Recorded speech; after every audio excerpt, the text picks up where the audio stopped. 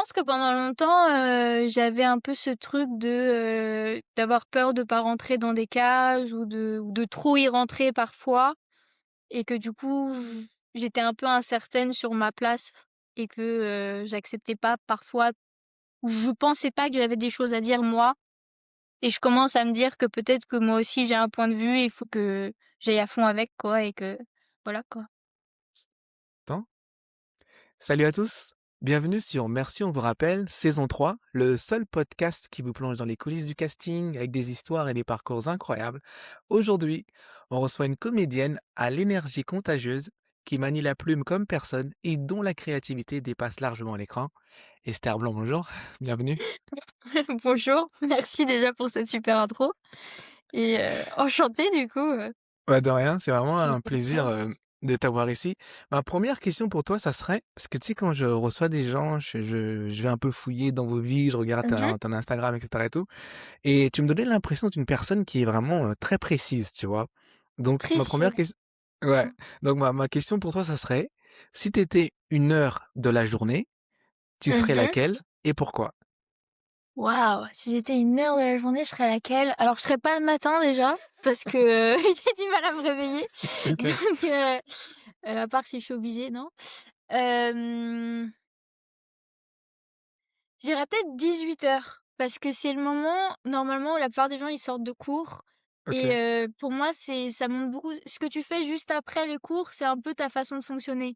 J'ai un peu l'impression 18 heures, c'est, qu'est-ce que tu fais en dehors de ce qui t'est obligé et si tu arrives à faire des choses, tu 18 heures quoi. Enfin, j'ai un peu ce truc-là, donc moi, comme j'aime beaucoup faire beaucoup de choses, 18 heures, je trouve que ça me convient bien, voilà. Donc ce que tu en train de dire, c'est que ta vie commence à 18 heures alors? Ah non, non, non, faut pas exagérer, je fais plein de choses avant. Non, non, non, je fais plutôt du 7h-23h niveau cours, voilà, donc je suis pas en oh non, non. D'accord. Si tu donnais un contexte à nos Ouais. auditeurs, si tu nous disais comment tout a commencé pour toi, en fait? Je t'ai plus. Est-ce que tu as entendu ma question? Non, non, non, ça a buggé d'un coup, Ouais, je sais pourtant pas je pourquoi. suis je suis bien cont Je désolée. dis ouais, non, ça je disais, si tu donnais un contexte à nos auditeurs, comment Mmh. tout a démarré pour toi? Comment tu es rentrée dans ce milieu et cetera et tout, en fait? Dans le milieu du ciné et tout? Alors, Ouais. moi j'ai commencé toute petite. En fait, c'est mon grand frère qui a commencé avant moi, qui faisait, beaucoup de courts-métrages, qui adorait le théâtre et tout. Et moi, quand j'avais 2-3 ans, on m'embarquait sur les tournages, en fait et OK. j'avais un peu l'esprit de contradiction au début. J'étais là: «Non, mais moi, je veux pas faire ça parce que je veux pas faire comme mon grand frère». Bon, très vite, je me suis fait un peu avoir et j'étais là en mode: «Finalement, ça a l'air sympa, est-ce que moi aussi, il y aurait pas moyen?» Donc j'ai parlé avec ma mère et j'étais quand même un peu, têtue et je lui avais dit, «J'aimerais bien faire, un projet, quelque chose». J'avais 5 ans. Je lui dis: «Mais si je suis la petite sœur de mon grand frère».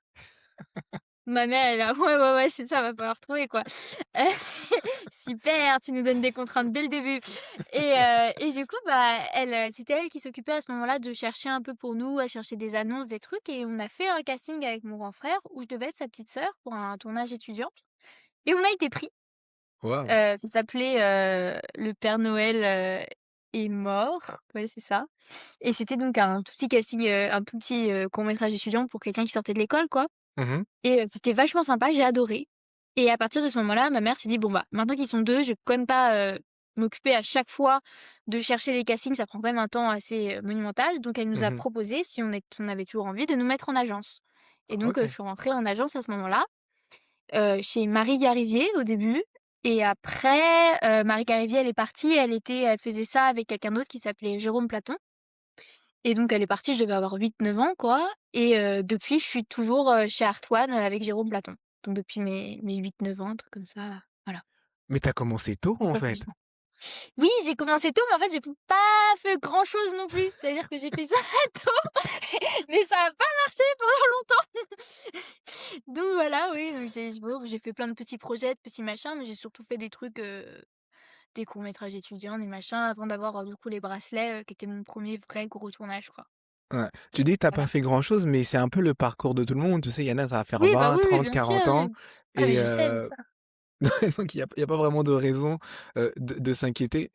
Ah Est-ce que non, mais tu je m'inquiète pas, hein, ouais. Est-ce que tu as un souvenir que tu aurais, lié au jeu? Genre qui t'a donné vraiment envie, tu sais, tu disais que tu voulais jouer avec seulement avec ton frère, mais est-ce que tu as un Mmh souvenir qui t'es dit: «Ah ouais, finalement, c'est peut-être ça m'a tracé», tu vois? Mmh. Bah, comme j'étais très petite, il y avait un peu ce truc de, au début, je sentais que je pouvais vraiment m'amuser et que ça me plaisait. Il y avait ce truc de je voyais, cet endroit qui était une autre réalité et où on me demandait de pousser des choses chez toi et ça m'a beaucoup plu et ça me permettait peut-être aussi d'avoir une certaine liberté que parfois j'osais pas avoir dans la vie de tous les jours. Mmh. Hem, Après, en particulier, Hem, je sais que j'ai vu beaucoup de films où je me suis rendu compte, là, c'est vraiment ce que j'ai envie de faire. Ça m'est déjà arrivé de faire: «Waouh, OK, c'est sûr, c'est ça», plusieurs fois dans ma vie. OK. Le dernier étant, mais ça, je savais déjà que je voulais faire ça, mais The Fablesman de Spielberg. J'étais ressortie du film et j'étais là: «Oh, c'est ça que je veux faire!» Bon waouh, trop d'énergie, J'adore. et et non, non, non, mais plusieurs fois, ça m'est arrivé d'avoir cette sensation, mais je pense qu'il y a eu une période de ma vie où aussi, plus quand j'étais petite au primaire, où j'étais plus trop sûre parce que, je me disais: «Ah peut-être que c'est plus là ce que fait mon grand frère», parce que lui après il allait en école de théâtre et j'avais l'impression que c'était moins ma voix. Moi je fais beaucoup de dessin aussi à côté, donc à un moment je m'étais plus tournée peut-être plus sur le dessin et après je me suis rendue compte qu'en fait, je pouvais faire les 2 et que j'adorais les 2. Et puis je suis D'accord. passée par des périodes où j'étais très timide, donc j'étais en mode: «Non, mais c'est pas fait». Et après j'étais là: «Beh si, j'ai envie quand même». Donc voilà, bah, il y a eu un peu des hauts et des bas, mais voilà. Mmh. Tu sais, tout à l'heure, au début, tu as mentionné que tu avais fait une formation, de théâtre à l'atelier, Poitvin Oui. plutôt. Tu nous en parles un peu? Qu'est-ce que ça t'a apporté, en fait, ça? Alors, du madame, donc Hélène Poitvin qui Mmh. est, donc je connais, depuis que j'ai 3 ans, je pense. Elle était d'abord, en fait, au début prof, pour ma mère. C'est ma mère qui a commencé le théâtre avec elle et D'accord. après, mon frère, après mon père et mon père m'a dit: «Esther, ça te dirait pas qu'on fasse les ateliers ensemble?» Donc de mes 9 à l'année dernière, je Mmh. faisais, les cours du soir du lundi avec mon frère, avec mon père et donc on faisait tous les 2 ensemble et c'était trop chouette. Et c'était un super cours parce que, bah, en fait, j'étais la seule, enfant. C'est-à-dire que D'accord. quand j'ai commencé, quand j'avais 9 ans, j'étais qu'avec des adultes Mmh. et ça m'a beaucoup apporté aussi ce rapport, d'être avec des gens plus âgés, de voir ce que c'était de travailler avec eux, voilà. Et ce qui était super avec Hélène, c'est que c'est vraiment un cours qui est très construit où c'est 3 heures, donc tu as une première heure avec beaucoup d'échauffement, de qigong, de travail sur la respiration, sur le corps et une deuxième partie du cours avec beaucoup d'exercices d'improvisation et tout et une deuxième partie du cours où tu as beaucoup de travail sur le texte, mais c'est extrêmement précis. Et je trouve que c'est vraiment une des meilleures formations que j'ai eues parce qu'elle est très, en fait, tu abordes tout, tu as un vrai tout et elle est dans la précision, elle te lâchera pas sur une phrase tant qu'elle aura pas l'impression qu'elle est juste, quoi. Donc c'était bah, moi, c'est génial et je sais que, là, j'ai vu que dans l'année, elle va peut-être faire des stages ou des machins, dès que j'ai l'occasion, j'y retourne, quoi. Donc voilà, quoi. Vraiment. Mais justement, comment ça se passe quand on fait un atelier, un stage de théâtre ou un atelier théâtre? On est le seul enfant.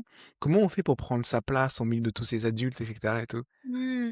Alors moi, c'est drôle parce que pendant longtemps, j'étais plus à l'aise avec les adultes qu'avec les gens de mon âge.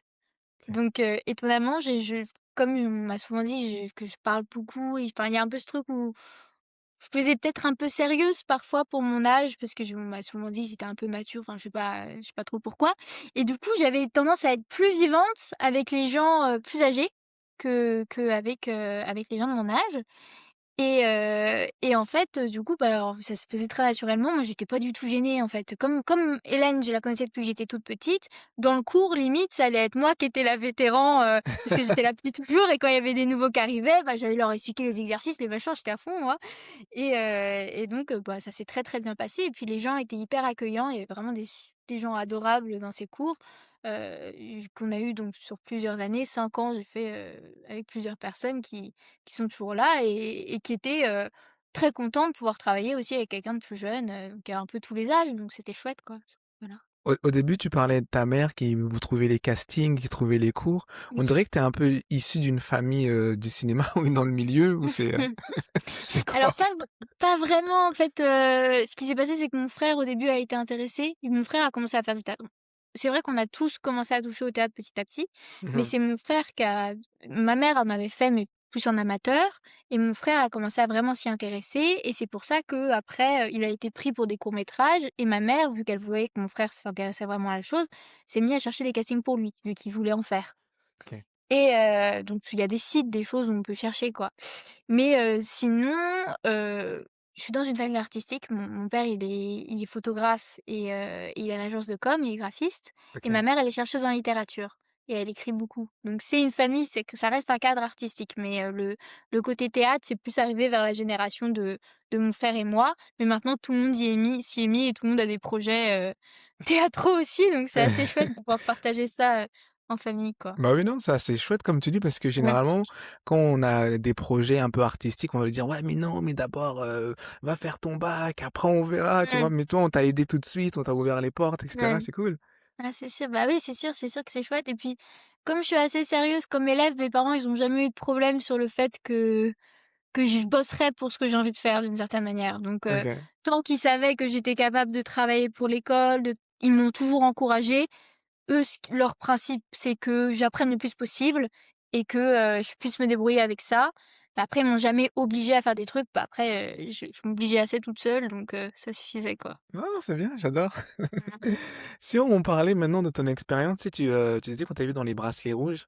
Comment tu Oui. t'es retrouvé dedans? Parle-moi un peu, un petit retour en arrière, les castings, les étapes et cetera et tout. OK. Alors, c'est assez drôle. Donc la casteuse, c'était Okinawa, à cette époque. C'était une super, casteuse. J'ai adoré, travailler avec elle Mmh. et donc en fait, c'est assez drôle parce que j'avais fait au début le casting pour une autre série TF1 Mmh. dont j'ai absolument oublié le nom, où j'avais fait, le casting et le callback avec Okinawa et ça s'était très bien passé. J'avais pas été prise à la fin pour je sais pas, j'en sais rien et en fait, justement, heu il y avait juste après le casting des Bracelets Rouges et elle m'a appelée, enfin elle a appelé mon agent, elle a dit: «Ah bah j'aimerais bien voir Esther, pour les Bracelets Rouges, est-ce que ça l'intéresserait?» et tout. Moi je fais le casting, je fais le premier tour, ça se passe très bien. Ce qui est génial avec Okinawa, c'est quelqu'un qui, te fait vraiment bosser en casting. Tu as des casteurs qui arrivent, qui te font faire 2 fois la prise et goodbye et et qui te regardent à peine, ce qui peut être très sympathique. Heu, des expériences de casting, on a tous eu des choses sympas. Heu et Okinawa, elle est géniale, c'est qu'elle te fait vraiment bosser, que ça soit elle ou son assistante, qui était là, elle te fait travailler quoi donc tu l'impression de sortir même si j'ai pas eu le rôle, c'est pas grave, j'ai eu un cours de théâtre, c'est sympa. Heu et donc bah, je fais le casting avec elle, ça se passe très bien et j'ai eu le callback et au callback, il y avait le réalisateur, des 3 premiers épisodes de la première saison, c'était, Xavier de Foudains et donc il était là et moi j'étais un tout petit peu intimidée au début. J'avais fait exprès de venir, parfois on dit qu'il faut pousser l'imagination. Donc D'accord. j'avais fait essayer de venir mais moi j'ai des lunettes dans la vie de tous les enfin, j'ai des lunettes ou des lentilles et je m'étais dit: «Pour Zoé, je pense que c'est un rôle où je peux sortir mes lunettes». Donc j'étais venue avec mes lunettes, j'avais pris une petite chemise et tout, histoire d'être un peu dans le perso, quoi. Beh, de toute Mmh. façon, c'était une époque où j'étais assez timide, je pense qu'il y avait des choses où je ressemblais quand même. Donc je pouvais y aller et c'est très drôle parce que je fais donc 1re scène, machin et tout. Il était très content, voilà et à la fin du casting, Xavier me dit: «C'est tes lunettes?» Je lui dis: «Oui». Il me dit: «Tu les gardes». Oh! Je fais: «OK». OK. Il me dit au revoir et tout et moi, j'avais pas du tout tilt que c'était un signe. J'étais juste là en mode: «Oh bon, bah, il m'a dit de garder mes lunettes, OK, super, si vous voulez». C'est plus tard, après je me suis dit: «Ah mais je suis bête en fait, ça voulait dire quelque chose. OK, j'ai compris». Donc voilà, petit souvenir du casting, Toi des bracelets. toi, tu t'es dit: «Bon, il a dit: "Je garde mes lunettes"». OK, bah, je les garde tout le temps alors, je les enlève plus jamais». Je les enlève plus monsieur, si vous êtes d'accord, vous me prenez, je garde mes lunettes. Mais comment ça Donc s'est voilà. passé pour toi, tu sais, quand tu as reçu l'appel ou, j'imagine qu'on t'a envoyé un texte en amont pour Oui! préparer pour ce jour-là, ouais? Raconte-moi un peu. Alors, quand j'ai reçu l'appel parce que j'ai été prise Non, ou parce quand que j'ai tu dois passer reçu le casting, en fait, tu sais, genre quand tu reçois ton texte, comment tu de l'apprentissage et ah! cetera et tout, ouais. Ah bah, du coup, bah, j'ai eu mon agent au téléphone qui me enfin, normalement mon agent m'envoie toujours, le mail avec, le texte, le projet et souvent je l'appelle quand j'ai des questions Mmh. et il m'a parlé du projet, il m'a dit que c'était une très chouette série, qu'il y avait déjà eu plusieurs saisons et tout, donc moi je suis allée chercher. Je suis tombée dessus, j'ai fait: «Oh ça a l'air top, ah trop bien et tout» et j'ai Mmh. lu. Je crois que j'avais accès, je suis pas sûre, mais je crois que j'avais eu accès au scénario de la première saison ou à un épisode ou quelque chose comme peut-être pas tout, D'accord, mais j'avais eu quelques scènes, quoi. Donc j'avais eu ouais. le temps de me dire: «Oh ça a l'air d'être un chouette perso, il y a vraiment des choses à défendre». Et donc bah, après j'ai appris quoi, je l'ai bossé chez moi. Je sais plus avec qui je l'ai bossé. Normalement, je demande toujours à quelqu'un dans la famille de me le faire un peu bosser, soit mon frère, à ma mère. S'il y a pas le temps, je bosse tout seul, mais si j'ai l'occasion, vu qu'en plus ça a l'air d'être un chouette casting, je vais forcément travailler avec quelqu'un de la famille, je pense. Et après, bah, je suis allée au casting quoi. Voilà. Est-ce qu'il y avait une pression? Parce que tu dis c'est quand même un projet pour TF1, on voit ce que c'est TF1 et cetera et tout et Mmh, toi tu te dis: «Bah, c'est un de mes premiers projets». Est-ce qu'on se sent stressé? On est anxieux? On est comment? une fois que j'étais dans le casting ou après? Non, quand tu l'as reçu, quand on t'a dit: «Ouais, ça va être ça pour pour TF1» en fait. Bah, en fait, je me stresse jamais avant parce qu'il y a toujours ce truc de toute façon, en fait, j'en ai fait beaucoup. Depuis que je suis toute petite, j'en ai fait énormément des castings et il y a un Mmh. peu ce truc de j'essaie de pas me stresser parce que, de toute façon, tu sais pas si tu l'as ou tu l'as pas. Donc moi, je pars un peu du principe de je fais un casting, je sors du casting, j'oublie que j'ai fait ce casting parce que sinon après si tu te prends des refus tout le temps et que tu as tout le temps le truc en tête, tu es déprimé. Donc moi, je préfère recevoir un appel qui me dit que j'ai pas eu quelque chose et même plus savoir ce que c'est. Donc je pars un peu de ce principe-là. Après forcément, il y a forcément une petite appréhension parce que si tu as pas peur, ça veut dire que tu vas pas bien jouer. Si tu as pas d'appréhension, ça veut dire que tu pas à fond dans ce que tu as. Donc il y a forcément eu un peu d'appréhension. Je me souviens que, c'était un peu loin le casting, parce qu'Okinawa, elle avait son bureau, un peu en dehors de Paris, que j'avais fait tout le chemin et tout. Je révisais mon texte. Moi, j'ai pas une très bonne mémoire, donc j'ai un peu ce truc aussi de, est-ce que je vais pas oublier le texte en plus avec Zoé, elle me sortait des chiffres partout, des machins, des pourcentages et tout, donc je pense que j'ai dû avoir un petit stress de, «Je connais bien mon texte ou pas?» Mais comme je le bosse à fond, normalement, il y a pas de problème. Après, Mmh. par rapport au fait que c'était un gros projet, j'essaye de voir tout casting comme une belle opportunité, donc je hiérarchise pas la plupart du temps. Après, c'est sûr qu'il y a des projets qui m'intéressent plus que d'autres, mais non, j'avais pas de stress en particulier par rapport à ça, quoi. D'accord. Avant qu'on continue, sur ton parcours, là, on arrive dans la partie de l'émission, en fait, où on raconte, des anecdotes. C'est des choses Mmh. un petit peu tu avais déjà un peu commencé au début, des trucs un peu inattendus, hilarants qui sont arrivés. Est-ce que tu en aurais 1 ou 2 à nous raconter? Des anecdotes. Et ma rencontre avec Liliane Rouvert, qui faisait D'accord. ma grand-mère, était très chouette. Donc j'ai adoré travailler avec elle. Pour moi, c'était un peu, travailler avec un maître quoi, travailler avec Liliane Rouvert et j'ai une anecdote, la deuxième fois, bon, la première fois, c'était très, très bien passé. Pour la première saison, on avait eu plein de fois, on s'était vus, on avait pris des verres ensemble, elle m'avait parlé de plein de trucs. C'était génial, elle était là, elle me racontait, je prenais des notes, j'étais là avec mon téléphone, j'étais là: «Attends, redis-moi les titres des films qu'il faut que j'aille voir, j'irai voir, j'irai voir». Et je notais, elle Carrément. m'a donné plein de conseils, de trucs et tout, c'était trop bien. On a pris un verre avec elle et Mickaël Gregorio qui faisait mon grand frère, qui je m'entendais Mmh. très, très bien. Et la deuxième fois, très drôle, donc pour la deuxième saison, on est en train de tourner, on fait le truc et tout et elle me regarde entre 2 scènes, elle me regarde, elle me dit: «Tu vois le perchman là-bas?» Je dis: «Oui, oui, ça c'est un bel homme». Je dis: «Quoi?» «Ça, c'est un bel homme. Non, mais regarde-le, il est bien». Mais j'étais là: «Quoi? Lui, lui, lequel? Celui-là, là, avec les cheveux bouclés». Mmh. Ça m'a fait ça m'a éclaté de rire, mais elle est géniale, elle est révolutionnaire. On a parlé d'arbres, de machin, non, mais j'ai super souvenir avec elle. Donc ça, pour moi, c'est une bonne anecdote, je trouve. Ouais, Et ouais. sinon, qu'est-ce que je pourrais te raconter plus sur le tournage? Bah, globalement, on a eu des très chouettes moments, tout le monde, on s'entendait très bien et tout. Avec Mickaël, ça a été une vraie rencontre dès le début, il m'a tout de suite pris comme sa petite sœur, en fait. La première fois on s'est vu, il m'a fait un câlin et tout, j'étais trop contente. On s'est revus encore, il y a pas très longtemps, on s'entend bien et tout. Et qu'est-ce que j'aurais comme anecdote? Si, il y a une fois où c'était drôle, on était, la première scène de la série où on me voit, je crois, je suis dans D'accord. une voiture en train de réviser des fiches OK. et ça se faisait pas la voiture, elle roulait pas vraiment, on était une voiture sur une voiture. Donc déjà, moi, j'étais comme une folle, j'étais en mode: «Waouh, dans une voiture sur une voiture», quoi. Bon, heu et en fait, ce qui était drôle, enfin drôle, je ne sais pas, mais moi, j'ai trouvé ça fait un souvenir marquant.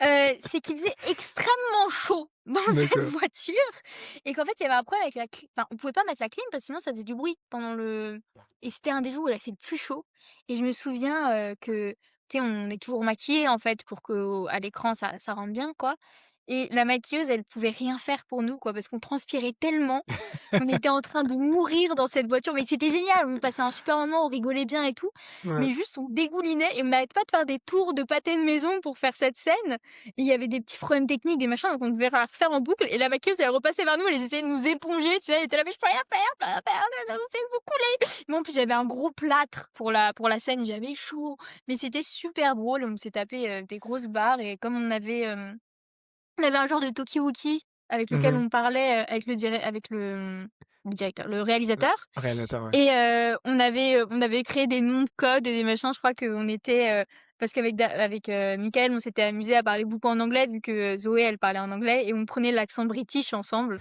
et du coup, on était devenus, le clan de la famille d'Harry Potter ou je sais plus quoi. Il y a un bail comme ça, c'était assez drôle. Voilà, C'est drôle, je t'en remercie. petite Tu anecdote. tu sais, depuis tout à l'heure, je t'écoute, je t'entends parler, tu me fais beaucoup penser à Juliette Lambola, en fait. Ah oui? Ah, c'est Ouais, drôle! tu pourrais être sa petite sœur. Mmh. Tu sais, Ouais, même elle est super énergie. sympa Juliette. Ouais, ouais, elle a une super énergie, elle est adorable, hyper souriante, hyper agréable, de travailler avec Juliette. Ouais, c'est ce que je vois, on Mmh. dirait c'est mini Juliette à côté avec moi. Ah bah, Est-ce c'est drôle. que est-ce que tu as eu des retours un peu du public par rapport au Bracelet Rouge? Parce que je sais que c'est une série qui a très bien marché sur TF1. Est-ce qu'il y a des gens qui te reconnaissaient dans la rue ou même dans les cours que tu prends maintenant ou des choses comme ça? Bah, j'ai eu, beaucoup de messages au moment où c'est sorti, beaucoup de gens qui m'ont écrit pour me dire qu'ils aimaient la série, donc c'était très agréable. Bon après, il y a Mmh. eu aussi des messages bizarres parfois, mais il y a de tout, il y a de tout, il y a de tout. Mais non, non, c'est très chouette de voir qu'il y a quand même beaucoup de gens qui te renvoient, un côté positif et ça m'arrive encore, récemment d'avoir des gens qui m'envoient des messages pour me dire qu'ils viennent de voir la série et qu'ils ont adoré. Ça, c'est super agréable et c'est drôle que tu me poses cette question. Ça m'est arrivé 2 ou 3 fois qu'on me reconnaisse, à la fac ou, à des endroits comme ça et ça m'est arrivé mardi, en fait. Hyper OK, drôle ouais. et c'était assez comique, en fait, parce qu'il y a une fille, je parlais avec une amie et j'ai besoin du statut étudiant, enfin bon, tout un truc de paperasse à faire pour, les cours et elle me dit: «Ah parce que tu» il y avait une fille que je connaissais pas qui était à côté. Elle me dit: «Ah parce que tu fais des vrais tournages?» et je lui dis: «Bah, ça m'arrive» et elle me dit: «Ah mais du coup, tu es vraiment l'actrice qui a joué dans Les Bracelets Rouges?» et je lui dis: «Quoi?» Elle me dit: «Non, parce qu'en fait, depuis l'année dernière, je te vois et j'ose pas te demander».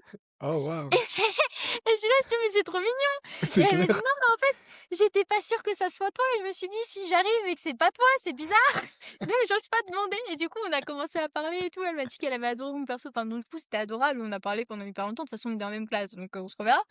C'est Mais cool. c'était très drôle, quoi, de voir qu'il y a des gens comme ça dans la vie de tous les Du jours coup, que tu tu croises parce qu'en fait sympathisé, tu t'es fait une amie, en fait? quand tu es dans la vie de tous les jours, tu oublies. Moi, j'ai complètement zappé que j'ai travaillé dans cette série. Dans mon cerveau, je suis une étudiante, normale, lambda, je suis en école de théâtre, je suis à la fac en même temps, voilà quoi, j'apprends comme tout le monde et de temps en temps, tu as comme ça quelqu'un qui surgit et qui te fait: «Oh mais j'ai vu la série et tout». Du coup, c'est trop chouette quoi, c'est sympa Mais justement, comment tu fais un peu pour jongler les 2, tu sais, l'école de théâtre et la fac et cetera? Comment tu fais tout ça? et j'ai galère. Heu, non, bah, après je commence à avoir l'habitude d'avoir 2 trucs en même temps. Déjà, je faisais le lycée en même temps que la série, c'était déjà une galère, tu vois? Donc je suis partie du principe, plus j'apprends, mieux c'est. OK. Donc non, non, mais je m'arrange, là, je me suis débrouillée pour avoir que des cours du soir à l'école de théâtre. Du coup, j'ai les cours pendant la journée à la fac. J'ai quand même 22 heures de fac et 12 heures de cours de théâtre par semaine, plus toutes les répètes. Donc c'est des semaines conséquentes, sachant qu'il y a presque 45 minutes de trajet entre les 2 locaux. Mmh. Donc ça me fait beaucoup bouger, disons. C'est sportif, mais si t'as le rythme et après je pense que je suis plutôt une bosseuse, donc moi je suis pas du style à abandonner quand je commence quelque chose. Donc une fois que t'es dans le rythme et que tu réussis à te caler et tout, c'est faisable et puis moi j'aime ce que je fais et puis je le fais pour moi. Donc voilà quoi. C'est clair. Mais, l'entourage de la fac et le théâtre, parce que tu as quand même travaillé un petit peu comparé à des gens que tu peux retrouver dans les écoles de théâtre ou à la fac. Mmh. Est-ce qu'il y a c'est quoi le regard qu'ils ont vers toi quand ils te voient en cours de théâtre? Ils disent: «Ah, elle, c'est la pro» ou genre, on a un peu impressionné de se retrouver face à toi? Bah, pas spécialement parce que moi, je me enfin, je pense pas que c'est la première chose que je dis en me présentant. Donc ils sont pas forcément tous au courant et pour ceux qui sont au courant, il y a un peu ce truc de on est tous au même niveau. Si on est dans une école, moi je pars du principe que, on est tous là pour apprendre et qu'on est tous là pour apprendre de nouvelles choses. Donc si moi je me considère pas supérieure, il y a pas de considération supérieure de leur part. Après peut-être qu'au début, il y a deux trois personnes qui m'ont dit: «Ah c'est cool que tu aies déjà joué dans des choses et tout», mais globalement, même, l'année dernière, c'était plutôt l'inverse. Moi, j'étais une première année à l'école de théâtre, donc je voyais plus moi avec des grands yeux les deuxièmes années, parce que j'ai Ouais, forcément des choses à apprendre d'eux, vu qu'ils ont fait des choses avant moi. Donc voilà, c'est plutôt dans cet état d'esprit. Après à la fac, il y a peut-être deux trois personnes qui m'ont dit: «Ah c'est chouette et tout», mais ça reste, je suis une étudiante comme les autres quoi, il y a pas de différence je et vois. je suis au même endroit qu'eux pour apprendre quoi. Super modeste en plus, j'adore. Voilà.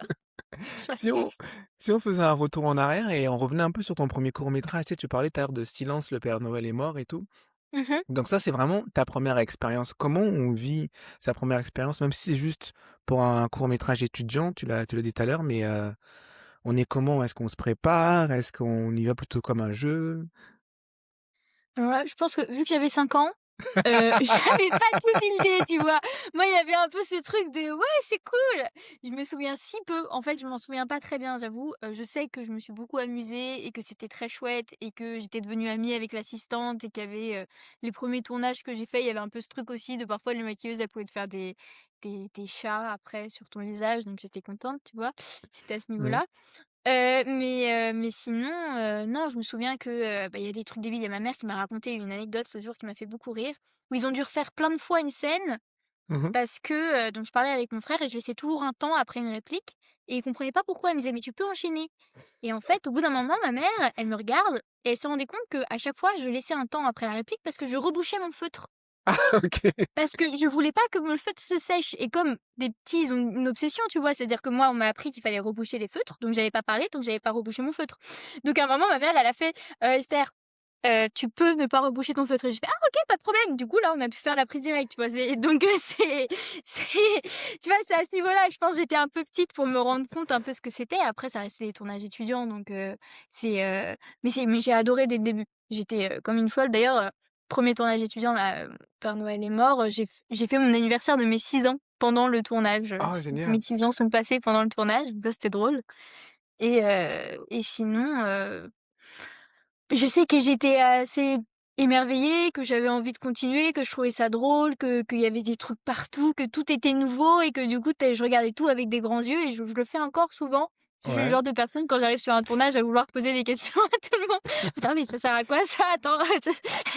Donc heu, donc un peu ce truc de d'émerveillement, total mais non, j'ai adoré et c'est pour ça que j'ai voulu continuer aussi, quoi. Voilà. Tu parlais de ta mère tout à l'heure, j'ai l'impression qu'elle a l'air un peu polyvalente. Elle trouve les castings, elle fait direction d'acteurs sur les plateaux et cetera. Bah, en fait, quand t'es petit, t'as toujours tes parents qui te suivent, donc tu peux pas être tout seul sur un plateau, donc quand j'étais petite, il y avait toujours ma mère qui était là, et qui du coup, savait aussi comment on fonctionne parce qu'un enfant, il a un peu des tics, des machins, tu sais pas trop comment il fonctionne et si tu pas les parents, bah, il y a des fois, tu peux pas tourner avec, quoi, parce qu'il y a des trucs qui sont tout cons, que le réalisateur va pas voir parce qu'il connaît pas le gosse. Mmh. Alors que c'est quand tu grandis, c'est plus simple d'avoir une communication avec le réalisateur, quoi. Donc oui, donc quand j'étais petite, il y avait ma mère qui était très présente, que ce soit pour mon frère ou pour moi et mon père aussi qui lui, du coup, comme il est photographe, venait faire des photos de plateau. Donc il a fait pareil pendant les Bracelets rouges d'ailleurs, c'était une grosse partie. J'avais réussi à demander à la production s'il pouvait venir faire des photos, sur le tournage et tout. Ouais. Mais sinon, sur les bracelets, j'étais totalement seule, hein. J'étais seule, que ce soit à Arcachon ou à Paris, j'étais toute seule, quoi. Mais une fois, ma mère est venue parce qu'elle 2 jours quoi pour voir et une autre fois mon père pour faire deux trois photos pour avoir des traces quoi, donc c'était chouette. Mais c'est vrai, donc du coup, tu peux avoir tu as des photos de toi jeune, déjà en train de jouer et cetera, des bons Oui, souvenirs? oui, oui, oui. Oui, mon père a ça, dans ses fichiers quelque part. Et je regardais aussi sur ton CV, apparemment, tu as joué dans un clip de Youssoupha? Oui, oui, oui, oui, tout à fait. Tu nous Ah en bah, parles un avec ma peu? mère et mon frère. Oh! Très drôle. Bah, en Raconte-nous. fait, Mon frère et moi, on était venus pour faire, le casting et ils avaient besoin d'une femme, en fait, aussi, plus âgée et ma mère était là et on l'a elle avait pas spécialement envie au début, mais on lui a dit: «Mais vas-y maman, tente et tout» et elle a été prise et du coup, bah, on a fait le le clip tous les 3 ensemble. Moi, j'étais toute petite avec mon frère, on ne voit pas beaucoup, en fait, on voit presque plus ma mère que nous et on est morts dans ce clip. On s'est fait tirer dessus. On s'est fait tirer dessus. C'est terrible et j'ai encore les balles à blanc. Ça, Ah ouais, c'est drôle, carrément, je tu les ai les as gardées. gardés? Oui, je les avais récupérées par terre, j'avais demandé si je pouvais les garder, du coup, je les ai gardées, je trouve ça drôle. Voilà. Tu quel âge à peu près? Je sais pas du tout, j'étais petite, je devais avoir, entre 7 et 10 ans. D'accord. Je Ah ouais, c'est je sais fou pas ça d'où ça d'avoir déjà toutes ces expériences très tôt et tout, c'est génial. ouais, ouais, c'est chouette. Si on parlait maintenant de ta créativité un peu, hors plateau, parce que Mmh je mh. te je te suis sur Instagram et je vois tout ce que tu fais, je Oui. trouve ça génial. Donc, Ah bah, merci. rentrons un peu dedans. J'aime bien déjà ce que tu fais par rapport aux lectures que tu partages et cetera. OK. C'est quoi? C'est, au pied d'un arbre, c'est ça? Oui, oui, lecture au pied d'un arbre, bah, c'était mon nouveau délire de cet été. Alors raconte-moi, comment c'est né? Déjà le titre? Bah, tout con, en fait, j'avais fait des lectures, il y a 1 an, un truc comme ça. Je m'étais remise, à lire mes textes sur Insta et là, j'avais envie de reprendre et j'étais dans mon jardin et j'ai cherché où est-ce que je pouvais me mettre et j'ai vu l'arbre et je me suis dit: «Mais non, mais trop bien, je vais aller me mettre là» et du coup, c'est venu comme ça. C'était une lecture au pied de l'arbre, c'est tout, hein. Si je bouge de lieu, ça bougera avec le titre, hein, ça sera lecture sur la terrasse. Je suis pré j'ai il y aura un épisode de lecture sur la terrasse, je pense. Donc voilà, c'est tout con. Mais justement, c'était ma prochaine question, j'allais dire: «Mais il est où cet arbre?» Tu sais? Il est, dans le sud-ouest, il est dans le sud-ouest à côté de la maison de mon grand-père et donc j'y étais pendant les vacances et j'ai filmé, toutes les après-midi, je me posais sur l'arbre et je choisissais mes textes et je me mettais à filmer deux trois et du coup, bah, j'en ai encore plusieurs à poster, qui sont dans mon téléphone, qu'il faut que je m'occupe des sous-titres et tout, mais voilà. Et les textes en fait, c'est toi qui les écris tout ça en Oui, fait? oui, c'est moi qui les écris en fait, depuis petite, j'écris beaucoup. Mmh mh. Et ça fait, 5 ou 6 ans que, j'essaye d'écrire un peu sur mes sensations, sur mes émotions, parce que je trouve que c'est une très bonne manière de se libérer de choses aussi et de mieux comprendre ce qu'on ressent et je trouve ça important surtout étant donné que le métier que je compte faire, connaître ses propres sentiments, je pense que c'est quand même intéressant et savoir ce qu'on ressent et pourquoi et ça me mettre des mots sur les choses, ça me permet souvent de comprendre ce que je ressens et après, bah, après je les retravaille, quand il y en a un qui m'intéresse et que c'est pas juste, jeter des idées, je vais me mettre à les retravailler, pour avoir une forme qui me plaît plus. Ou il y en a qui sont plus ou moins travaillés parce qu'il y en a qui sont, des vieux textes que j'ai juste envie de lire. Parfois, je vais lire des trucs que j'ai écrits, il y a 5 ans et que j'aime bien et que je relis et je trouve ça intéressant parce que c'est comme faire un retour en arrière sur toi et dire: «Ah putain, j'ai pensé ça à cette époque, je pensais pas». C'est fou. Donc voilà, c'est un peu, pour le plaisir et je trouve la lecture, c'est toujours intéressant comme exercice et arriver vers une simplicité, c'est beaucoup de choses que j'ai travaillées à l'école de théâtre et c'est un bon entraînement et ça me fait plaisir, donc voilà. Mais justement, qu'est-ce que ça t'apporte toi de toutes ces lectures que tu fais? Bah, du coup, ça me permet de revenir sur d'anciens voir ce que j'ai comme matière textuelle, Mmh mh. déjà, m'entraîner à la lecture, à la simplicité. Moi, ça me fait plaisir, en fait, de lire. C'est aussi une façon de partager, des sensations, des sentiments à des gens. Mmh mh. Ce qui est un peu le but aussi peut-être, d'une comédienne de partager des choses. Moi, j'aime beaucoup le partage, l'idée de partager, m'intéresse. Ouais. Après, concrètement, ça me rapporte rien, hein. Ce c'est concrètement, c'est juste pour le plaisir, je fais ça comme ça. Non, non, je veux dire interne, Heu, un genre oui, oui, mais non, mais intérieurement, non, ça globalement, ça me fait plaisir. Moi, je passe un bon moment, à lire toute seule, dans mon jardin déjà, ça, c'est un kiff. ouais. Après revenir sur des textes, voir si un jour peut-être je pourrais en faire quelque chose. Je vois aussi, est-ce que je me suis améliorée sur ces années? Est-ce que je lis mieux? Est-ce que alors pendant très c'est assez drôle quand même, j'ai choisi d'être, comédienne alors qu'au début j'étais quand même un peu dyslexique. Donc la lecture c'était pas mon 1er atout disons. Mmh mh. Quand j'étais petite, c'était même mon plus gros problème. Donc donc et j'adore ça, j'adore lire et écrire, j'ai toujours adoré ça. Je suis en fac de lettres et arts à côté. Donc c'est quelque chose qui est important pour moi et peut-être aussi, voir que je peux lire alors que quand j'avais 5 6 ans, je stressais comme une malade quand je savais que la prof allait arriver jusqu'à moi. Ouais. C'est c'est peut-être, c'est peut-être aussi une façon de t'affirmer quelque chose, je sais pas. En tout cas, moi j'aime ça. Oh, Voilà. on sent l'influence dans tes textes, tout ça, que tu fais dans la fac de lettres. J'aime bien comment tu écris et il y a un des derniers que j'ai vu, bah, avant cette question, c'est déjà comment t'es venue l'idée de se dire: «Je vais les filmer, plus les publier», en fait? Comment est venue cette idée? Mmh. Bah, ça, je l'avais fait, j'avais commencé il y a 2 ans, je crois, j'en avais fait des vieux, 1 an et demi, un truc comme ça. En Mmh. fait, mon frère publie beaucoup aussi, lui, sur les réseaux, il fait plus des sketchs et des choses et j'avais l'habitude de venir le voir et de lui lire mes textes quand je les trouvais intéressants D'accord.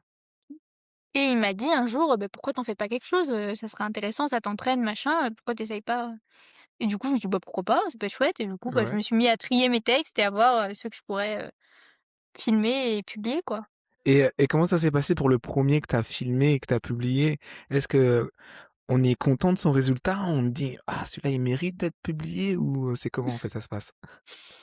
Bah, je posterai bientôt, il y a une vidéo où il y aura tous les bloopers et les ratés. D'accord. Je pense que j'en ferai une, mais donc déjà, faut pas déjà faut être à l'aise avec le fait de se voir sur une caméra, mais après ça, c'est un peu mon job.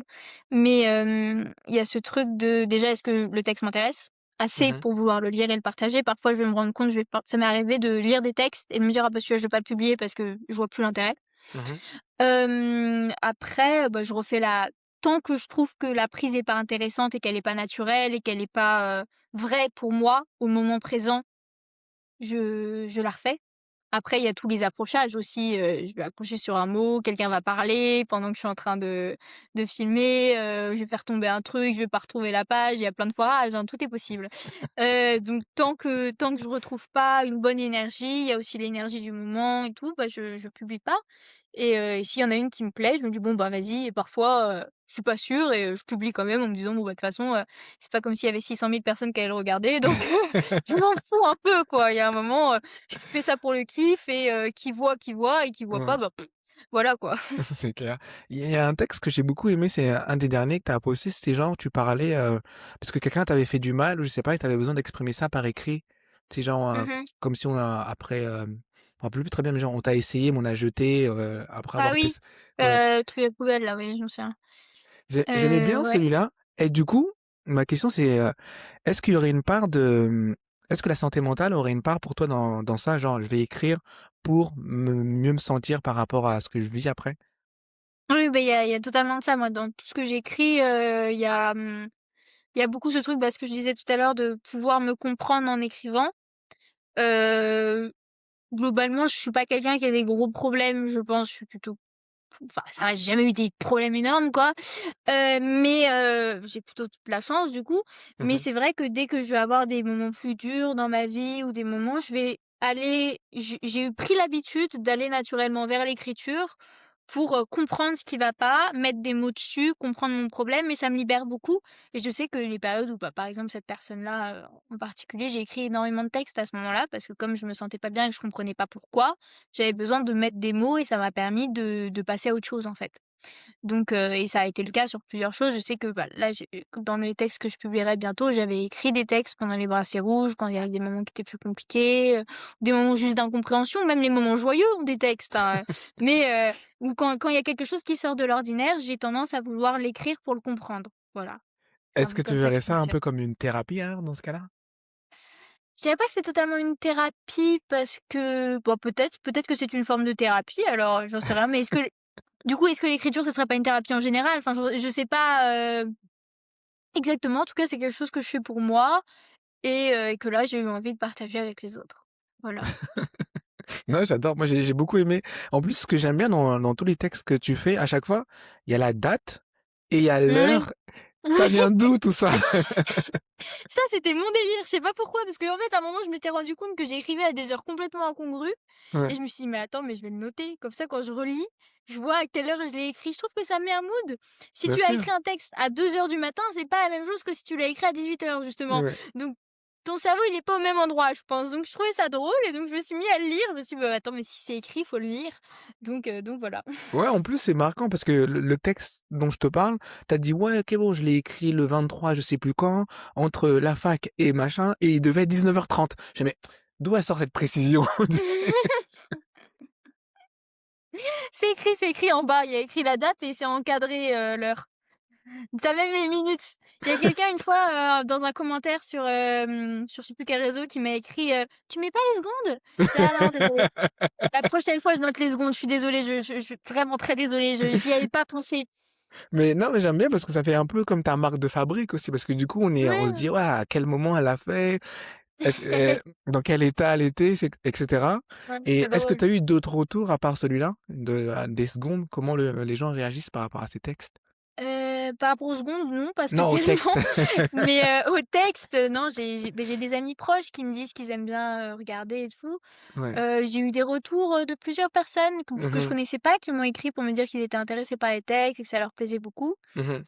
Et j'ai même eu, peut-être des projets qui vont venir à l'avenir grâce à ces textes, à Cool! voir.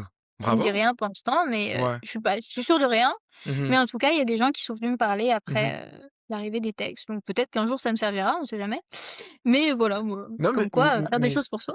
c'est super bien parce que tu sais bien que la base de notre métier, c'est de créer son propre travail, tu Bah, vois? oui, totalement, ouais. Bah, ça me fait un sorte de en fait, ça me fait presque un book d'une certaine manière, donc voilà. Je l'avais pas fait pour ça, mais mais tant mieux! Ouais, tant mieux parce que même si tu l'as pas fait pour ça, mais il y a une partie quand même, tu es en train de déguiser ton art. Ça veut dire que je me Oui. prépare, comme ça si demain il y a une audition ou quelque chose, je suis prêt en fait. Mmh. Oui, bien sûr, bien sûr. Non, j'adore. Ouais, je suis tout à Et fait d'accord. on parlait tout à l'heure au début de l'émission, tu parlais beaucoup de ta famille, tu parlais de ton frère et j'ai vu aussi tu as fait un vlog avec lui quand on était à Londres, tu l'as Oui! suivi? Ah oui, oui, on s'est bien amusé. On s'est taillé on s'est taillé mutuellement. C'était le programme, taillage, frère et sœur. Non, OK. c'était drôle ça, bah, en fait, on est très, très proches avec mon frère. On a fait beaucoup de projets, ensemble. Bon, même il y avait une petite série qui était sortie à un moment qui s'appelait Hysteria sur les réseaux qu'on avait fait ensemble, sur un frère et une sœur, qui s'entendent bien mais qui arrêtent pas de se chamailler, quoi. Et D'accord. là, on en a tourné une en mars Mmh. qu'il est en train de monter, donc qui devrait sortir sur les réseaux, dans les mois à venir. Ça, c'est chouette. Et oui, du coup, on s'était dit, bah, on a l'habitude de faire des vidéos un peu humoristiques ensemble. Ouais, Lui, il en fait beaucoup, il fait du stand-up lui aussi. d'accord. Et on s'est dit: «Vas-y, tu là et tout». On avait plein d'anecdotes, plein de machins. On s'est dit: «Vas-y, c'est l'occasion, on filme et tout». Et parfois, on partait, de blagues qu'on avait fait et qu'on voulait récupérer. Parfois, c'était de l'impro totale et après, bah, on a coupé des choses au montage, bien sûr. Ouais. Mais c'est vrai qu'on s'est bien amusés. Voilà. L'idée est partie de qui? L'idée est partie de qui? Je sais plus. Je pense que c'est en parlant ensemble qu'on s'est dit: «Attends, ça serait chouette qu'on fasse des vidéos quand on sera à Londres ensemble tous les 2 quoi». Mais je me souviens plus. J'ai beaucoup aimé, Voilà. j'en ai regardé une où il parlait, genre, tu étais dans une auberge de jeunesse et toi tu as répliqué: «Non, mais auberge de vieillesse plutôt». Alors non, mais là, non, mais je me suis trouvée dans un endroit qui était quand même très spé, je m'attendais pas à ça. J'ai des anecdotes de cette auberge de Vas-y, «jeunesse» je entre t'écoute. guillemets. Oh. Raconte. Alors non, mais il y a un matin, bon déjà, j'étais qu'avec des gens qui devaient avoir le double de mon âge, mais j'étais déjà étonnée par la chose et j'étais au troisième lit, superposé. Il y avait des lits superposés, moi j'étais tout en haut, tu vois? OK. C'était chaud, c'était horrible, les gens ils parlaient pendant la nuit. Il y avait des gens qui étaient somnobules, il y a des gens qui ronflaient, il y avait tout et n'importe quoi, OK. Moi, le premier jour, j'avais peur de descendre. Je me disais: «Mais je vais les déranger, je vais les réveiller». Il y a des gens, ils en ont rien à foutre. Et donc la meilleure anecdote que j'ai, Ouais, c'est, je me réveille un matin, moi je suis genre on me réveille pas facilement, tu vois? Et si je me fais réveiller par quelque chose, c'est vraiment qu'il a fallu le faire, quoi. Et il y a un cri, genre pendant la nuit, il y a une femme qui criait et j'étais là: «Mais qu'est-ce que c'est que ce truc?» Donc moi je me réveille, j'ai un peu peur, «Mais il se passe quelque chose, ça va madame?» Machin. Moi je vois rien. Et là, je vois qu'il y a une dame qui était genre à 3 lits de moi, un peu plus loin, qui parlait seule, très fort, en anglais, avec un anglais très, coupé, tu sais, un peu comme ça là. ouais, ouais. Et elle était là en train de raconter, un meurtre. Et en fait, elle parlait à quelqu'un en l'accusant d'un meurtre. Oh J'étais mon là en mode: Dieu. «What the f qu'est-ce qui se passe?» Et à un moment, j'ai réalisé qu'en fait, elle parlait pas à quelqu'un, elle parlait à son sac. Ah ouais. Et la meuf avait son sac dans les mains et elle était là: «You fucking bastard, you know» et elle t'était en train de s'est défoncé, de faire un procès à son sac parce qu'il aurait tué quelqu'un et qu'elle était au courant, qu'il y avait une histoire d'argent. Je sais pas pourquoi elle était venue à Londres elle, mais ça avait l'air pas d'être des c'était pas des vacances elle, OK? Et donc voilà, ça c'est bête d'anecdote, j'ai eu du mal à m'endormir. Je l'ai un peu filmé mais de loin parce que tu sais jamais, imagine elle me voit, je veux pas risquer ma vie, moi, je suis encore jeune. C'est clair. Donc voilà, petite anecdote, Et vous êtes restés combien de temps à Londres?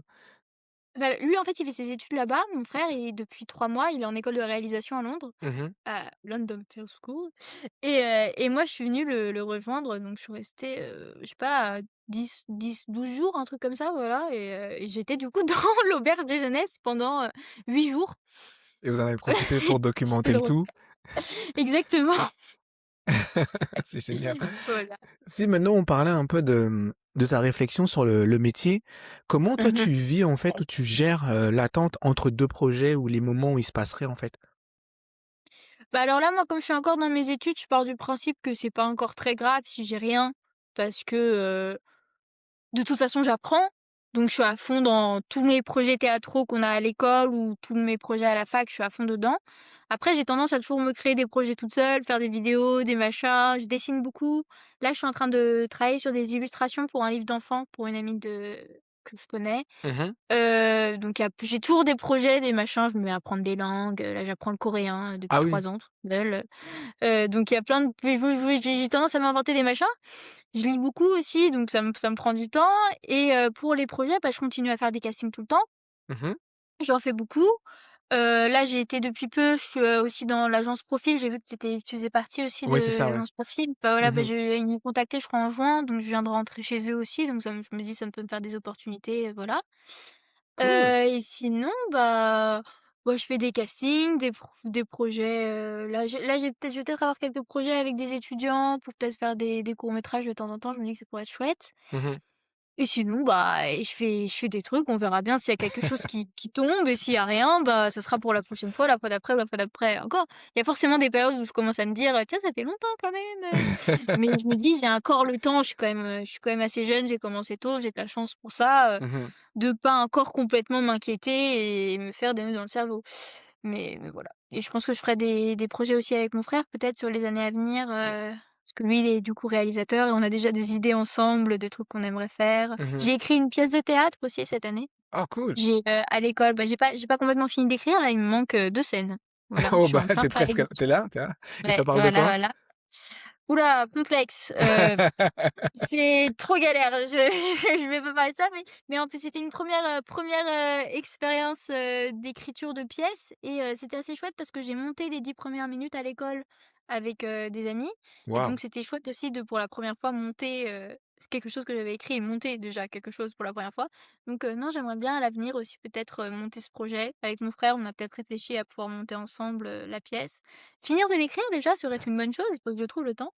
Et voilà, donc je me crée des choses partout. Mais je Voilà. vois ça, mais ça fait quoi justement quand tu vois quelque chose que tu as écrit, ça prend vie? Ah ça c'est une dingue et ça c'est ouf. Moi ça m'a beaucoup ça j'étais hyper, émue de voir, comment ça marchait. En fait, c'était drôle parce que je jouais dedans aussi, donc il y avait un peu ce truc, après c'était pas du tout, abouti quoi. C'était première tentative, il y avait des gros problèmes, il y avait plein de choses à travailler, mais c'était hyper agréable en tout cas de voir qu'il y avait des personnes qui ont été intéressées par le texte et qui ont bien voulu travailler avec moi, que des amis qui étaient chauds de faire, le projet avec moi. Donc Mmh. ça c'était hyper agréable. Et bah, j'espère que le projet continuera. En tout cas, moi, je compte, continuer de l'écrire et de finir de l'écrire même et voir si un jour ça prend forme, quoi. Voilà, Mais les voilà. premiers jets, ça s'est passé comment quand tu as commencé à écrire? À quel moment tu te dis: «Oh, ça va être une pièce, à qui je fais lire en premier. C'était une idée que j'avais eue il y a très longtemps et en fait, au début, je voulais en faire un roman, après je voulais en faire une nouvelle et après, à l'école, ils nous ont dit qu'on avait qu'on pouvait présenter 10 minutes d'un projet si ça nous intéressait et qu'on montait nous-mêmes et tout. Je me suis dit: «Ah mais c'est une occasion de malade» et j'ai commencé à réfléchir que mon idée pouvait être assez visuelle et c'est comme ça que je me suis dit: «Bah, je vais en faire une pièce». C'était la première fois que j'écrivais une pièce donc j'ai beaucoup retravaillé et tout. Je l'ai lu à ma famille, j'ai lu à des amis et tout. Ils étaient là en mode: «Ça, c'est chouette et tout». Donc après je me suis dit, j'ai commencé à réfléchir à si les personnes que je connaissais le mieux, vu que j'étais en première année et Mmh. des personnes avec qui j'avais commencé à sympathiser, est-ce que ça vous dirait de travailler là-dessus? Ils l'ont lu, ils ont aimé, ils ont dit: «Vas-y, je suis chaud». De toute façon, c'est 10 minutes, ça nous engage à rien, Oui, c'est grave. chouette quoi, voilà. Donc après on s'est revus, une fois par semaine pendant plusieurs mois, voilà. Et c'était quoi leur retour quand tu leur as fait lire la pièce et cetera et tout? J'ai eu des super bons retours, franchement, ils étaient contents. Bon, après, elle était pas finie, donc ils avaient pas encore eu une idée globale, Mmh. mais je pense que s'ils ont voulu faire le projet, c'est qu'ils avaient bien aimé, sinon je pense qu'ils auraient pas voulu. Après, je pense que je l'ai pas monté de la manière la plus intelligente pour le truc et que je pense que je me suis un peu, j'ai un peu tué mon texte, en fait, d'une certaine manière, au plateau. Ce qui est OK. con, mais bah, c'était une première tentative et on verra bien, à l'avenir comment je ferai ça. Mais non, non, c'était très chouette et c'était hyper agréable de travailler sur son propre texte aussi et de voir ce que ça donnait, quoi.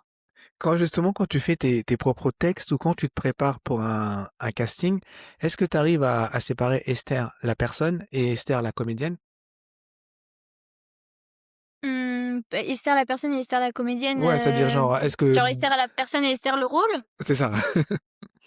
Parce que la comédienne c'est moi, non mais je oui, bah non mais oui, oui, mais désolée, je me suis Non, embrouillée. non. Hem, bah, en fait, je pars du principe que et puis c'est ce que j'ai appris aussi à force et avec, beaucoup avec nos profs qu'en fait ça part beaucoup plus de nous que ce qu'on croit et que peut-être qu'il y a des différences entre un rôle et moi, mais je vois pas le rôle comme quelque chose d'extérieur. Le rôle, il existe, sur le papier. C'est sûr que le rôle que je lis, il existe sur le papier et que le seul personnage qui existe, il est sur le papier. Après, c'est ce que je vais y mettre de moi qui va créer un rôle. Donc bien sûr que, je vais être du genre à pour Zoé, par exemple, j'avais énormément pensé à comment elle était, comment elle pourrait marcher, comment, parce qu'elle était spé quand même, j'aime beaucoup ce rôle, mais elle était assez particulière et dans sa façon d'être, j'avais beaucoup réfléchi à ça. Mais c'est sûr que je pars du principe que ça doit partir de moi et qu'est-ce que chez moi je vais utiliser pour ce personnage qui existe sur le papier et que je vais faire, naître en fait, en vrai quoi, tu vois? Mmh. Ouais, ouais, je te pose la question parce que tout à l'heure, en début d'émission, tu disais que ouais, quand tu allais faire le casting pour Zoé, tu as mis tes lunettes. Oui, bah oui, bah après, je pars un peu aussi du principe que parfois, il y a certains directeurs de casting qui manquent un peu d'imagination. Je dis pas que c'est le cas de tout le monde, mais je dirais qu'il y a parfois des gens qui cherchent à ce que tu sois le rôle. Mmh. Au lieu de chercher une comédienne qui deviendra le rôle, parfois on cherche à ce que tu sois le rôle. Donc vaut mieux donner, ce qui ressemble au rôle le plus de toi. De toute façon, c'est un peu le principe, c'est tu des choses chez toi qui correspondent à ce que tu as lu sur le papier et que tu vas pousser vers une certaine direction. Donc c'est sûr que si je vais faire le rôle de Zoé, pour aller au casting, je vais pas m'habiller en punk. Je ça serait me foutre une balle dans le pied, quoi. Donc c'est plus ce genre de choses, quoi. Ouais, c'est ça. D'accord. Qu'est-ce que tu dirais, aujourd'hui, qui est difficile dans notre métier? Mmh, d'être toujours disponible à apprendre plus. D'une certaine manière, je pense que quand tu es comédien, heu, faut se savoir que tu sais pas. Oh, intéressant. Genre, savoir toute ta vie que c'est un métier où tu apprendras toujours et que même, s'il y a des choses que tu penses savoir, bah, au plateau, tu sais pas et c'est pas grave et c'est comme ça. Et quand tu es sur le plateau, bah, faut attraper l'inattendu, quoi. Et pour moi, c'est un truc très important. Il faut pas partir du principe que tu sais quelque chose, tu as encore plein de choses à apprendre. Tu apprends énormément des autres et tu apprends parce que c'est un métier d'écoute, tu apprends du de ce que l'autre t'envoie, de ce que ton partenaire t'envoie et si tu restes fermé sur une idée que tu as, que ça soit du cinéma ou du théâtre, je trouve que c'est super dommage parce qu'en fait, il y a plein de visions, plein d'images du théâtre, d'images du cinéma. Il y a plein de choses très différentes et plein d'enseignements, de techniques, de méthodes, de machins qui peuvent forcément t'apporter. Après, tu es pas obligé de tout prendre et de partir, sur, «Je vais faire que ça» ou machin, Mmh. mais tu peux prendre de tout et ça te fait grandir, quoi. Donc moi, voilà, je pense que c'est quelque chose d'important et parfois on l'oublie et je pense que c'est important de se rappeler, qu'on sait pas, quoi. Mmh. Ouais, j'aime bien ce que tu dis par rapport à enseignement et technique. Dans ce cas-là, est-ce que toi, tu aurais une technique à partager avec nos auditeurs que toi, tu utilises soit pour apprendre des textes, ou soit pour te préparer pour un personnage ou au quotidien? Pour apprendre les textes, je pense qu'il faut pas me demander à moi parce que je suis lente. Mais lente! Si, moi je fais des tours de pâté de maison avec mes textes à la main. Je pense qu'il y a des gens qui ont dû croire que j'étais folle à Arcachon parce que la nuit je me baladais avec mes textes en parlant à haute voix. Mais donc pour les textes, je pense à chacun sa méthode et on trouve petit à petit à comment s'habituer. Moi, je lis beaucoup à l'oral, je les répète en permanence, j'ai toujours un texte en tête, sinon ça rentre pas. Et pour, me préparer, bah, après il y a beaucoup d'échauffements qui existent. Il y a des cours de du qigong. Je pense que la respiration, c'est très important, dans ce travail. Moi, on avait un super cours l'année dernière avec Noël Reich, qui Mmh. est une prof, de théâtre qui travaille beaucoup sur la voix, qui est comédienne et qui nous a fait énormément travailler sur l'appareil respiratoire, sur comment respirer par les côtes, ce genre de choses. Je pense que c'est très important parce que c'est ça qui débloque ta voix et ton corps et une fois que ton corps est débloqué, il y a beaucoup plus de choses qui passent et là, j'ai commencé, ce semestre, bah, hier, j'ai eu mon premier cours de Gaga, qui est un genre OK. de training physique de danse qui te permet d'aller jusqu'au texte et de faire déposer ton corps.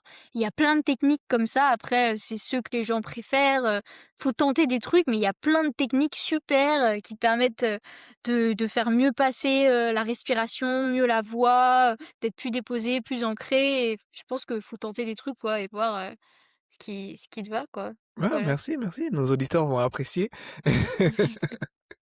On arrive dans la partie de l'émission où on parle promo. Tu avais commencé un petit peu à dire qu'il y a des choses qui arrivent et cetera.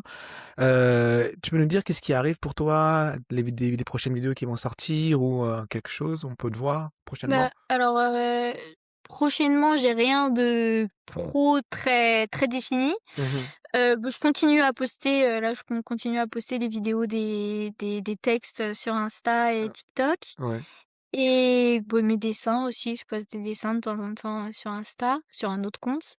Sinon, avec mon frère, du coup, la mini-série qu'on a écrite, qu'on a tournée en mars, qui Mmh. va bientôt sortir, qui s'appelle Hystéria.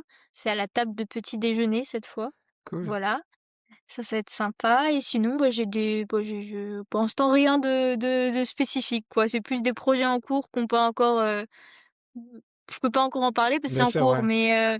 mais j'ai rien de professionnellement, très ancré pour l'instant, quoi. On peut encore aller voir les bracelets rouges en replay sur, Bien sûr, MyTF1 et sur cetera. TF1. Est-ce que tu as TF1 une Plus tu une maintenant. fréquence, quand tu publies tes vidéos? Parce que tu dis: «Ouais, il y a une vidéo qui va sortir», mais est-ce que tu te dis: «Tous les mardis, il y a ça qui arrive» ou sinon t'es pas figé, en fait? C'est, vraiment, comme je Heu, Bah, quand j'en ai beaucoup d'avance, j'essaye d'en poster un jour sur 2 normalement.